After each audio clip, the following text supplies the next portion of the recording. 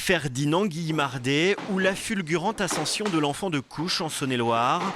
Devenu médecin, puis maire d'Autun, député et nommé ambassadeur de France en Espagne. Il a été pris par le mouvement post-révolutionnaire. C'était quelqu'un de très brillant, un orateur, quelqu'un de fort sympathique d'après les témoignages. Je pense que c'est en cela que son ascension a été facilitée. Et peut-être aussi grâce à un réseau de connaissances, parmi lesquels les trois frères Bonaparte rencontrés au collège à Autun.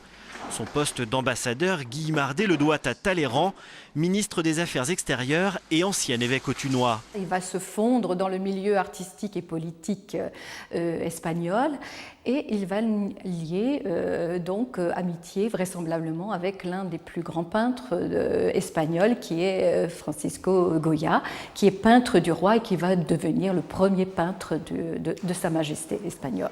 Cette proximité avec Goya et son goût artistique le pousseront à commander son propre portrait, pièce maîtresse d'une exposition interactive rendue possible grâce au concours du musée du Louvre. Il s'agit d'une convention qui a été signée en 2010 entre la ville d'Autun et puis le musée du Louvre, parce que pendant plusieurs années, enfin à partir de 2012 et jusqu'à 2020, il y aura d'importantes expositions qui seront réalisées dans ce cadre. 2012, c'était un tout autre sujet puisque l'on avait traité d'un manuscrit bolognais du XIVe siècle, découvert à l'évêché d'Autun.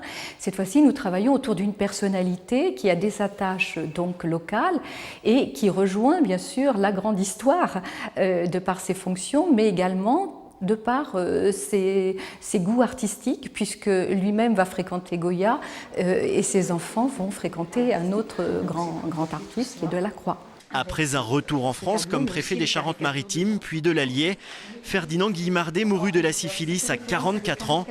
Une fin tragique pour un destin hors du commun.